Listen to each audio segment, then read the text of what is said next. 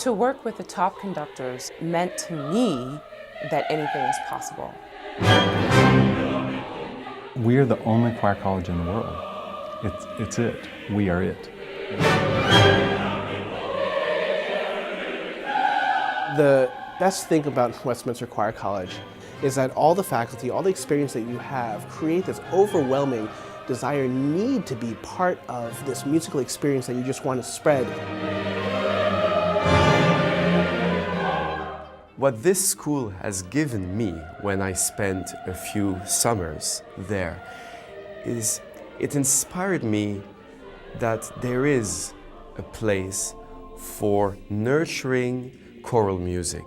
Vocal music, I think, should be at the core of every musician's work.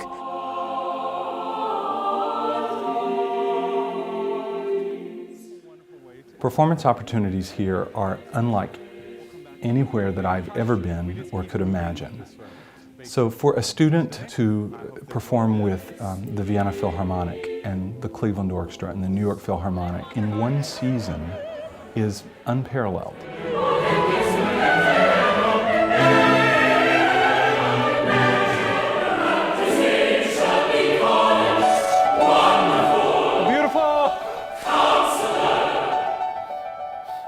Every day at Westminster Choir College, Symphonic Choir rehearses.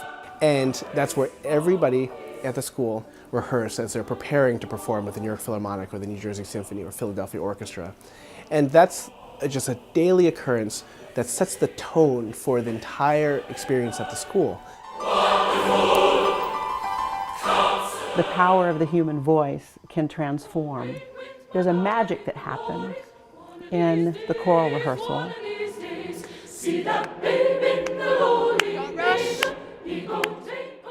Our freshmen come in with lots of dreams. Some of them want to sing at the Metropolitan Opera or in Europe. Some of them want to be teachers. Many of them were inspired by a great teacher and want to fulfill the role that that person held in their lives. I think the students, after being involved in ensembles that where they're working towards a common goal, go out and recreate that in the world, in their classrooms, in their studios, in performances.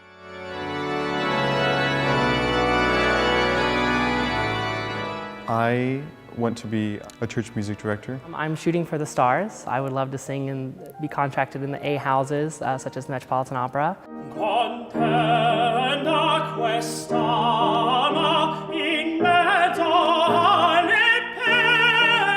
There's 7 alumni right now on the Metropolitan Opera roster.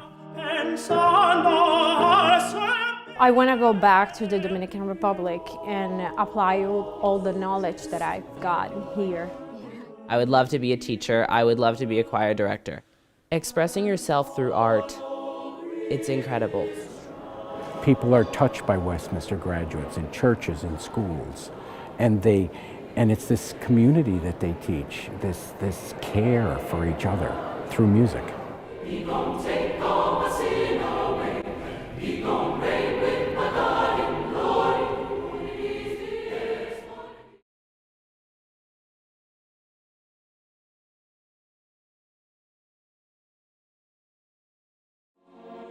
The choir was started by John Finley Williamson in Dayton, Ohio at the Westminster Presbyterian Church in 1926 and ultimately wound up in Princeton, New Jersey. Williamson was looking for a home that was not only culturally vibrant, but was academically rich. Throughout its history, Westminster performed in many different ways. It did the soundtrack for Fantasia. So there have been really historical moments.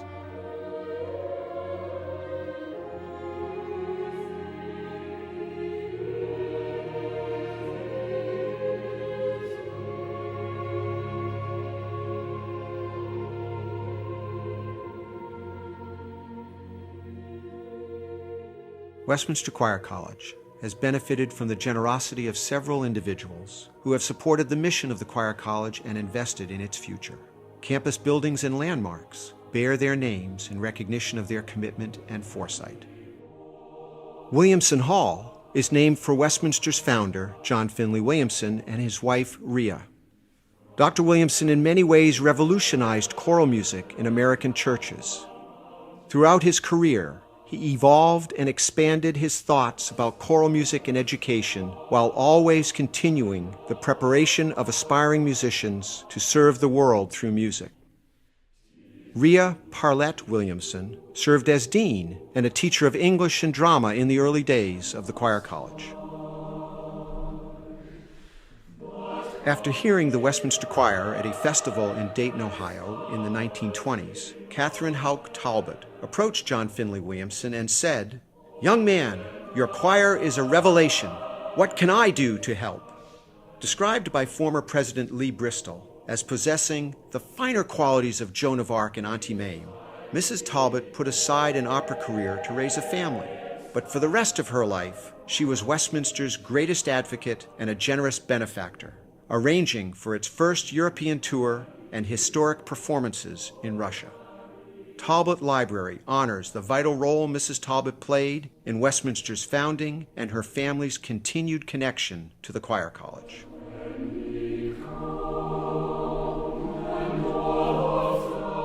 Erdman Hall, home of the Presser Center for Music Education and Presser Voice Lab, is named for Dr. Charles R. Erdman, a professor at Princeton Theological Seminary. Dr. Erdman played a crucial role in Westminster's move to Princeton. Erdman set up the meeting that included President Hibben and the trustees of Princeton University, President Stevenson and the trustees of Princeton Seminary, and the trustees of First Presbyterian Church, which is now Nassau Presbyterian Church. They started meeting on Wednesday morning, and by Wednesday afternoon, Westminster Choir College had a new home. Erdman also made it possible to meet with the governor of New Jersey, which finalized and formalized Westminster's charter. As Williamson said, it was just that simple and that easy. Sophia Strong Taylor was a successful businesswoman in Cleveland, Ohio, and a friend of Dr. Erdman's.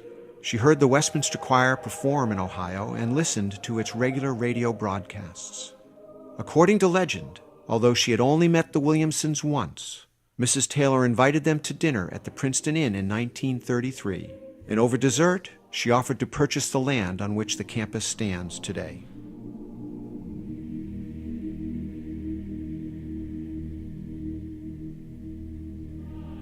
Lee Bristol left his position as a vice president of the Bristol-Myers Company to become Westminster's third president in 1962. A successful businessman, he was also a talented musician, the third American to become a member of Britain's Royal School of Church Music. Bristol Chapel is named for President Bristol and his father, Lee H. Bristol Sr.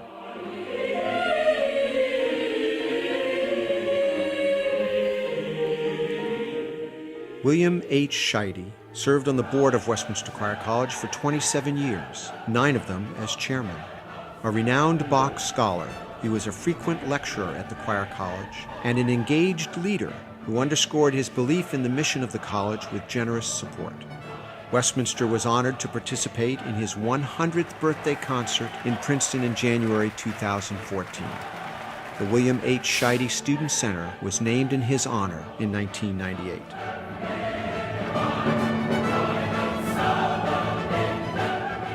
Elsie Hilliard Hillman is the granddaughter of Catherine Houck Talbot and a member of the class of 1948. She served on the Board of Trustees for Westminster Choir College and for Rider University.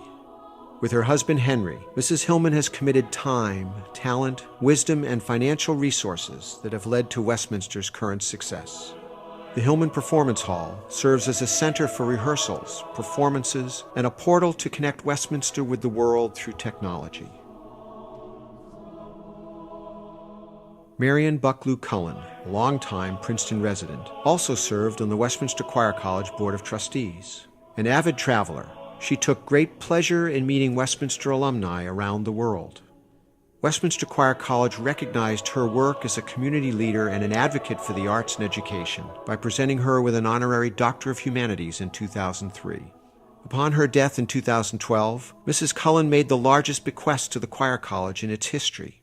The Marian Bucklew Cullen Center honors her long-standing commitment to Westminster Choir College's mission and to its students.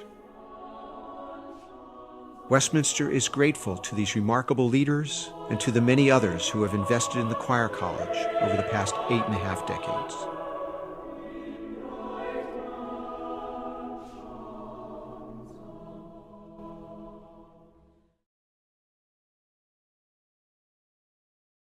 The reason that I guess John Finley Williamson decided to start this place is he believed that if everybody could sing together, everybody could learn from each other. And without a doubt, that's got to be the number one thing that makes people feel belonging here.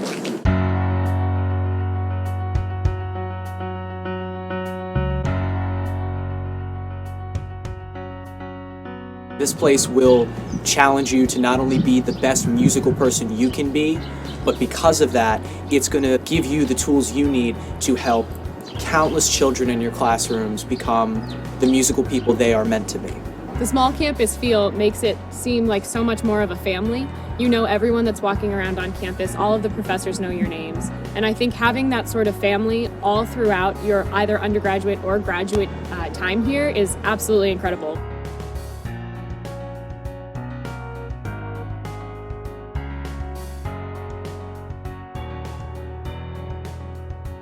The best part of Westminster and what stood out to me the most was the fact that music education majors get the same exact opportunities that any other major gets at the school. And so we're able to be in choirs with our class every year our entire time here.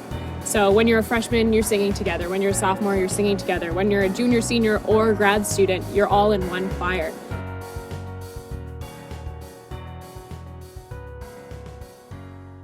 I want to say that as a parent and as a dean, one of my proudest moments was when my oldest daughter received her admissions packet to Westminster last Saturday. She wants to pursue a double degree in music education and behavioral neuroscience.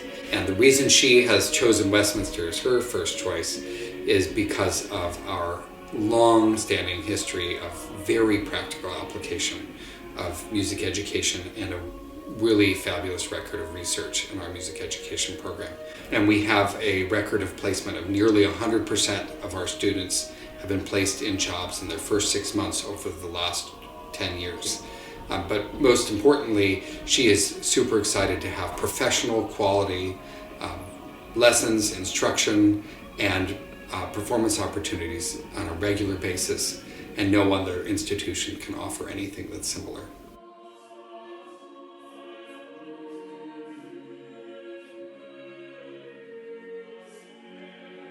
Students have engagement with our full-time world-class faculty from day one. So in our first semester, students have exposure to almost every full-time faculty member. They go out of their way to provide you with as many resources as possible so that you are successful. They really try and get to know you, and the classes are like perfect size so that you get to know everyone in there. Those opportunities for one-on-one engagement, for engagement in contemporary research, for engagement with students from all kinds of different backgrounds really set us apart from other programs. Going out to conferences and meeting people within your network who are working in your field, that's been the most influential. Also, our students receive the same number of semesters of private lessons in music education as they would if they were a voice major or a performance major in piano or in organ. And that is unusual and allows our students to be really true experts at their primary instrument as well as in the classroom. So I'm very confident in the outcomes of our program, and I think if you looked at our alumni worldwide, it would be echoed by just about every single one of them as well.